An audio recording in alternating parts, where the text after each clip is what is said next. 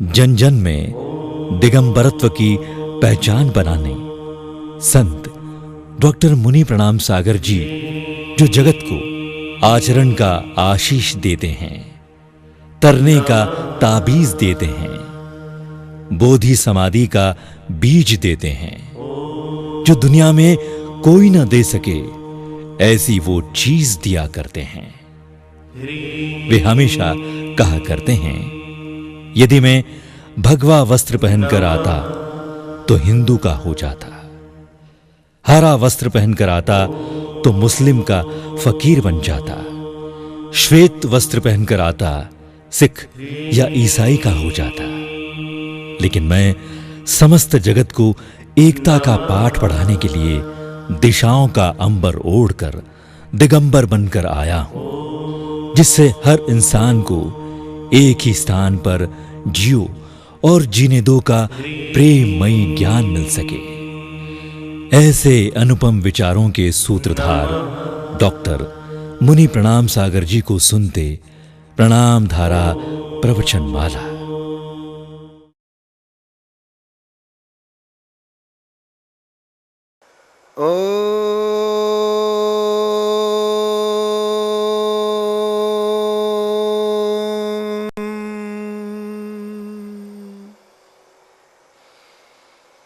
नमो अर्यन्ताणं नमो सिद्धाणं नमो आयर्याणं नमो वज्रायाणं नमो लोये सवसाहूणम्।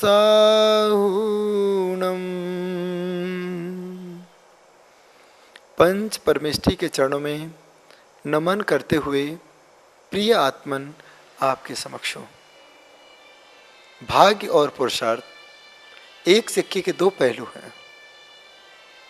भाग्य और पुरुषार्थ एक इंसान के दो हाथ की तरह हुआ करते हैं। पुरुषार्थ हर पुरुष का धर्म हुआ करता है। पुरुषार्थी सुबह से लेकर शाम तक मेहनत करता है, फिर भी सफलता को प्राप्त नहीं हो पाता। भाग्यशाली थोड़े से पुरुषार्थ के बल पर लाखों करोड़ों रुपए कमा लिया करता है, क्योंकि पूर्व का पुरुषार्थ वर्तमान का भाग्य हुआ करता है और वर्तमान का पुरुषार्थ भविष्य का भाग्य का निर्माता हुआ करता है। तीर्थंकरों का जन्म पुण्य के उदय से होता है, क्योंकि उन्होंने पहले सूर्य कारण भावना भाई तीर्थंकरों के पाद मूल में रहकर के पुरुषार्थ किया। उस पुरुषार्थ के प्रभाव से जब वह तीर्थंकर माँ के गर्भ में आते हैं, उस माँ को सुबह सुबह स्वप्न आते हैं। उस माता का भी पुण्य का उदय जागृत होता है। अष्ट कुमारियाँ सेवा करने के लिए आ जाती है, नगरी की रचना हो जाती है। उस स्थान के पुण्य के प्रभाव से सभी जीव सुखी हो जाते हैं। दुर्भिक्ष सुभिक्ष में परिवर्तित हो जाता है। चारों तरफ हरियाली हरियाली दिखाई देती है। हरा भरा जीवन हर जीव का दिखाई देता है। यह तीर्थंकर के पुण्य का प्रभाव है। यह तीर्थंकरों के भाग्य का प्रभाव हुआ करता है। एक भाग्य के प्रभाव से ना जाने कितने लोगों का उद्धार हो जाता है। तीर्थंकरों का इतना पुण्य होता है। उस पुण्यात्मा जीव के प्रभाव से हर जीव थोड़े से पुरुषार्थ में ही संपन्न हो जाया करता है। जीवन में भाग्यशाली ही भगवान बन सकता है। जब तक हमारे भीतर भाग्य का उदय नहीं होगा, तब तक हम भगवान नहीं बन सकते हैं। एक वह बालक होता है जो जिंदगी भर पुरुषार्थ करता है, फिर भी उसे नौकरी नहीं मिला करती है। एक वह बालक होता है थोड़ा सा पुरुषार्थ करता है, बड़े पद को प्राप्त हो जाया करता है। एक माँ के दो बेटे हैं, लेकिन एक बेटा संस्कारी हो जाता है और एक बेटे का जीवन अंधकार में हुआ करता है। एक पत्थर जिसकी पूजा की जाती है, एक वह पत्थर हुआ करता है जिसे जमीन पर रौदा जाता है। एक फूल वह हुआ करता है जो परमात्मा के ऊपर चढ़ता है और एक फूल वह होता है जो अर्थी के ऊपर चढ़ा करता है। फूल दोनों एक हैं, बालक एक ही माँ से पैदा हुए हैं, पत्थर एक ही शिला से निकला हुआ है, लेकिन एक भाग्य और पुरुषार्थ के प्रभाव से दोनों का जीवन परिवर्तित हो जाया करता है। इस संसार में दो प्रकार के जीव हैं, एक पुरुषार्थ के बल पर पैसा कमाने की कोशिश करता है और एक परमात्मा के द्वार पर जाकर अपने आप को भाग्यशाली बनाने का प्रयास किया करता है। आज पुरुषार्थी बहुत है, लेकिन भाग्य को जगाने वाले, परमात्मा के पास जाने वाले बहुत कम श्रद्धालु होते हैं। आज व्यक्ति सुबह से लेकर शाम तक पुरुषार्थ तो करता है, लेकिन थोड़ा सा समय परमात्मा के द्वार पर नहीं देता है।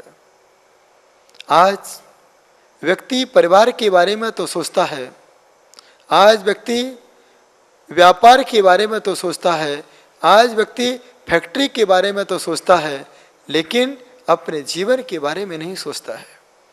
एक व्यक्ति से मैंने पूछा, आप इतने उदास क्यों रहते हो? उसने कहा, मुनिश्री आप तो साधु हो, आपको किस बात की चिंता है? सारे मकान आपके हैं, सारी व्यवस्थाएं आपकी हैं, सारी समाज आपकी है, सारी धर्मशाला आपकी है। जब आपके आहार का समय होता है, सभी लोग आपका इंतजार किया करते हैं, पड़गा करके आपको विनयपूर्वक अच्छे अच्छे पकवानों के माध्यम से बना हुआ भोजन प्रस्तुत किया करते हैं। आप तो निश्चिंत जीवन जीते हैं, हमें तो बहुत सारी चिंता है। मैंने पूछा, क्या चिंता है तुम्हें? उसने उदास होकर कहा, मुनिश्री व्यापार नहीं चल रहा है, व्यापार की चिंता है। बच्चे नहीं पढ़ते हैं, बच्चों की चिंता है। पत्नी हमारी बात नहीं सुनती, उस पत्नी की चिंता है। रिश्तेदार हमारे सामने आकर के गंदगी फैला देते हैं, रिश्तेदार हमारे बारे में अच्छा नहीं सोचते हैं, इस बात की मुझे चिंता है। जिनका मैं अच्छा करता हूँ वह मेरे साथ अच्छा व्यवहार नहीं करते हैं, इस बात की मुझे चिंता है। सुबह से लेकर शाम तक मैं संसार की चिंता किया करता हूँ, हर व्यक्ति की चिंता किया करता हूँ, लेकिन मेरे बारे में कोई भी चिंता नहीं किया करता है। मुनिश्री मैं क्या करूँ? मैंने उस जिज्ञासु से कहा, यदि आप परिवार की चिंता करोगे तो परिवार आपको चिता देगा। व्यापार की चिंता करोगे तो वह व्यापार आपके जीवन को सर्वनाश की ओर ले जाएगा। यदि रिश्तेदारों के बारे में चिंता करोगे तो रिश्तेदार बाद में रिसना प्रारंभ हो जाएंगे, आपसे जलना प्रारंभ हो जाएंगे और आपको वह जिंदा जला देंगे। मैं क्या करूं? मैंने कहा, व्यापार की चिंता से अच्छा, परिवार की चिंता से अच्छा, रिश्तेदारों की चिंता से अच्छा चिंतामणि पारसनाथ की चिंता कर लेना। वह चिंतामणि पारसनाथ आपकी सारी चिंताएं दूर कर सकता है। जो चिंतामणि पारसनाथ की आराधना करता है उनकी सारी चिंताएं अपने आप दूर हो जाती है। आज हम पुरुषार्थ के लिए तो भागते हैं, लेकिन अपने भाग्य को जागृत करने का प्रयास नहीं करते हैं। दो चीजें, भाग्य और पुरुषार्थ। पुरुषार्थ सभी ने किया, एक पुरुषार्थ मजदूर भी करता है सुबह से लेकर शाम तक, लेकिन अपने लिए मकान नहीं बना पाता। पुरुषार्थ वह सब्जी बनाने वाला करता है, लेकिन स्वयं के खेत को खरीद नहीं पाता है। पुरुषार्थ घर में काम करने वाली करती है, लेकिन एक बर्तन अपने पुरुषार्थ के बल पर खरीद नहीं पाती है। जीवन में पुरुषार्थ सभी करते हैं, लेकिन आज भगवान होना चाहते हो तो भगवान होने के लिए भाग्यवान होना बहुत जरूरी हुआ करता है। भाग्यवान ही भगवान बन सकता है। एक गरीब व्यक्ति थोड़ा सा पढ़ने के बाद भी बड़ा नेता हो जाता है, सभी लोग उससे भगवान समझते हैं। एक व्यक्ति थोड़े से पुरुषार्थ के प्रभाव से अभिनेता बन जाता है, सभी लोग उसके अनुसार वेशभूषा बदलने का प्रयास किया करते हैं। आज हमारे घरों में भगवान की फोटो हो ना हो, लेकिन नेता और अभिनेता की फोटो अवश्य मिल जाया करते हैं, क्योंकि आज हम भाग्यवान को ही भगवान मानकर पूजते हैं।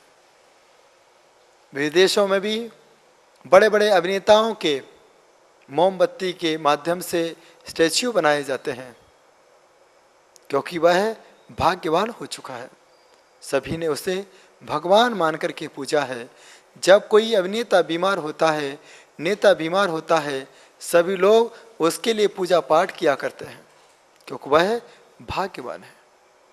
जब परिवार में ज़्यादा कमाने वाला व्यक्ति अपने परिवार से दूर जाने की बात करता है, सभी लोग उसके हाथ पैर जोड़ते हैं, कहते हैं कि आपके बिना परिवार चल नहीं सकता है, क्योंकि उसने अपने जीवन में भाग्य को कमाया है।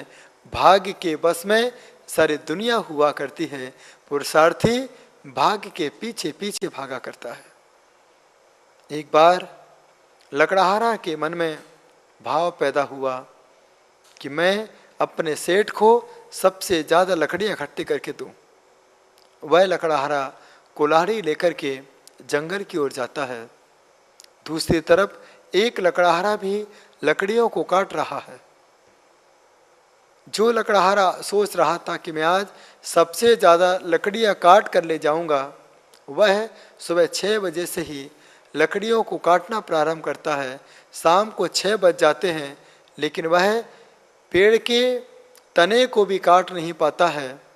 लेकिन सामने वाला लकड़हारा बहुत सारी लकड़ियों के ढेर लगा के आराम से बैठ जाता है। उस लकड़हारे ने पूछा, भाई मैं तो 6 बजे से मेहनत कर रहा हूँ, लेकिन मैं उस डाल को नहीं काट पाया, और आपने इतनी सारी लकड़ियों को इतने कम समय में कैसे इकट्ठा कर लिया। उस ज़्यादा लकड़ी इकट्ठी करने वाले लकड़हारा ने कहा कि मैंने कुछ नहीं किया, थोड़ा सा समझदारी का उपयोग किया। भैया क्या समझदारी का उपयोग किया? उसने पूछा, आपने क्या किया सुबह 6 बजे से लेकर शाम को 6 बजे तक? उसने कहा, मैंने तो इस कुल्हाड़ी के माध्यम से बार बार डाल को काटने का प्रयास किया, लेकिन शाम तक यह डाल कट नहीं पाई। आपने इतनी सारी लकड़ियों को कैसे इकट्ठा किया, मुझे तो बताओ। उसने कहा, मैंने थोड़ी सी डाल को काटा, फिर विश्राम किया, इस कुल्हाड़ी को पैना किया, फिर डाल को काटा, फिर विश्राम किया, कुल्हाड़ी को पैना किया, फिर मैंने डाल को काटा, कुल्हाड़ी को पैना किया, थोड़ा सा विश्राम किया। विश्राम कुल्हाड़ी के पैनेपन के प्रभाव से मैंने इस डाल को काट दिया है। मैं भी आपसे कहना चाहता हूँ, आप पुरुषार्थ तो बहुत करते हो, लेकिन थोड़ा सा प्रयास परमात्मा की भक्ति में होना चाहिए। बिना भक्ति के आत्मशक्ति आ नहीं सकती है। बिना शक्ति के मुक्ति के रास्ते खुल नहीं सकते हैं। आज वर्तमान समय में जब संत आपके नगर में आते हैं, आप कितना पुरुषार्थ करते हो। सुबह 6 बजे से लेकर के 9:30 बजे तक नमोकार मंत्र का पाठ करते हो, भोजन बनाते हो, इतने सारे व्यंजन बनाते हो, क्योंकि आज आपके द्वार पर भाग्यशाली संत आ रहा है जो हमारे मकान को स्वर्ग जैसा बनाना चाहता है। आज हमारे द्वार पर भाग्यशाली संत आ रहा है जो हमारे परिवार में, मकान में भाग्य का उदय करने वाला है। इस प्रकार के भावों को लेकर के श्रावक आहार की व्यवस्था करता है। एक बात हमेशा ध्यान रखना, आज आपने 5 घंटे तक संत के आहार व्यवस्था में मेहनत की है, इस मेहनत का फल भोग भूमि मिला करता है। वहाँ पर 10 प्रकार के कलवृक्ष हुआ करते हैं। वस्त्र चाहिए तो वस्त्र मिलते हैं, भोजन चाहिए तो भोजन मिलते हैं, आभूषण चाहिए तो आभूषण मिलते हैं, प्रकाश चाहिए तो प्रकाश मिलता है। सारी व्यवस्थाएं उस कलवृक्ष के माध्यम से मिला करती है। आज का पुरुषार्थ कभी व्यर्थ नहीं जाता है। आज आप भले ही गरीब हो, लेकिन परमात्मा से जुड़े हो। आज भले ही हम दुखी हैं, लेकिन परमात्मा के करीब हैं। जो जितना गरीब होता है, वही परमात्मा के उतने करीब हुआ करता है। जीवन में आज तुम्हें परमात्मा से जुड़ने का अवसर मिला है, इस अवसर को कभी अपने हाथों से नहीं जाने देना। एक ही बात प्रभु से कहना, हे प्रभु, जिन धर्म विनुर्मुक्तो माँ भवे चक्रवर्तपि स्याचेष्टोपि दरिद्रोपि जिन धर्मानुवासता। हे प्रभु, मुझे जैन धर्म से हट कर के ना तो चक्रवर्ती का पद चाहिए, ना धन संपन्नता चाहिए, मुझे तो सिर्फ हर पल हर समय जैन कुल चाहिए, क्योंकि जैन धर्म पुण्य के प्रभाव से मिलता है। जैन धर्म भाग्यशाली को मिला करता है। मैंने थोड़ा सा भाग्य अपनाया है, भाग्य को आजमाकर मैंने जैन कुल में जन्म लिया है।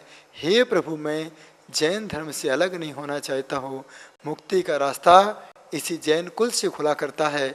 संतों को आहार देने का सौभाग्य सिर्फ जैन श्रावक को मिला करता है। इसीलिए प्रभु, मैं जैन धर्म से हट करके धन नहीं चाहता हूँ। मैं पुरुषार्थ करूँगा, आपकी भक्ति के लिए करूँगा, मेहनत करूँगा, धर्म के लिए करूँगा, साधना करूँगा, धर्म आराधना के लिए, अपनी आत्मा को जागृत करने के लिए। इस प्रकार के भाव जिस श्रावक के भीतर होते हैं, आज तो वह पुरुषार्थ करता है, लेकिन कल यही पुरुषार्थ भाग्य में परिवर्तित हो सकता है। 4 प्रकार के व्यक्ति होते हैं। एक वह जिसके पास आज है, कल कुछ नहीं है। आज नहीं है, कल सब कुछ है। आज है, कल सब कुछ उसके पास है। आज भी नहीं है और कल भी उसके पास नहीं है। जिसके पास आज है, कल नहीं है, वह कंजूस श्रेष्ठ। पैसा बहुत है। जब ट्रस्टी उसके पास मंदिर के दान के लिए पैसा मांगने के लिए आते हैं, जब ट्रस्टी मंदिर के विकास के लिए दान लेने के लिए सेठ के पास आते हैं, वह बहाने बना देता है, कहता है कि आज मेरा व्यापार नहीं चला। एक बात हमेशा ध्यान रखना, जिसने आज ट्रस्टियों को सताया है, कल उसे व्यापारी सताया करते हैं।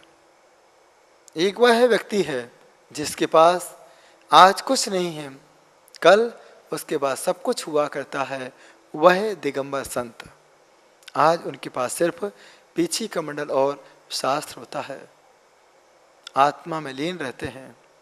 आज भले ही लोग उन्हें फक्कड़ कहते हैं, भले ही आज लोग उन्हें फकीर कहते हैं, भले ही आज लोग उन्हें मुनि कहते हैं, लेकिन कालांतर में सबसे ज़्यादा सुख उसी मुनि के पास हुआ करता है। तीसरा व्यक्ति जिसके पास आज भी है और कल सब कुछ हुआ करता है, वह दानवीर कर्ण हुआ करता है। आज आपके पास 4 मकान हैं, तो ये मान के चलना कि पहले हमने किसी मंदिर में एक कमरा बनवाया होगा। इसके प्रभाव से आज हमारे पास 4 मकान हैं। यदि आपकी थाली में 4 रोटी हैं, तो यह विचार करना कि पहले मैंने किसी गरीब को 1 रोटी का दान दिया होगा, इसलिए आज हमारी थाली में 4 रोटियां हुआ करती हैं। यदि आपके पास भौतिक सुविधाएं हैं, तो ये मान के चलना कि पहले मैंने संतों के विहार में समय दान दिया होगा, मैंने सारी सुख सुविधाओं को छोड़ करके संतों की सेवा की होगी, इसलिए आज उस सेवा का फल भौतिक संपदा के रूप में मिल रहा है। तो आज जिसने लुटाया है, कल उसे सब कुछ मिल जाया करता है। जिसने आज तन्मयता के साथ प्रभु की आराधना की है, कल उसके लिए सारी संपत्ति अपने आप मिल जाया करती है। चामुंड राय ने अपनी माँ की याद में, माँ के कहने पर बाहुबली भगवान की प्रतिमा को स्थापित किया। उसके पास आज भी था। बाहुबली को स्थापित करने के बाद उसको अगले भाव में भी सब कुछ मिला। एक वह व्यक्ति होता है आज जिसके पास कुछ नहीं है, कल भी उसके पास कुछ नहीं हुआ करता है, उसे भिखारी कहा जाता है। भिखारी नाम तो लेता है, सांवलिया पारसनाथ शिखर पर भले विराजो जी। वह बाहर तो प्यारा नाम लेते हैं, लेकिन एक बार भी सांवलिया पारसनाथ के दर्शन नहीं करते हैं। तो मैं चाहता हूँ, आप कौन सा श्रावक होना चाहते हैं? जीवन में भाग्यवान होने का प्रयास करेंगे, और जो भाग्यवान होता है वही भगवान हो सकता है। प्रेम से सुना, अनुग्रहित हूँ। ओम नमः सिद्धेभ्यः।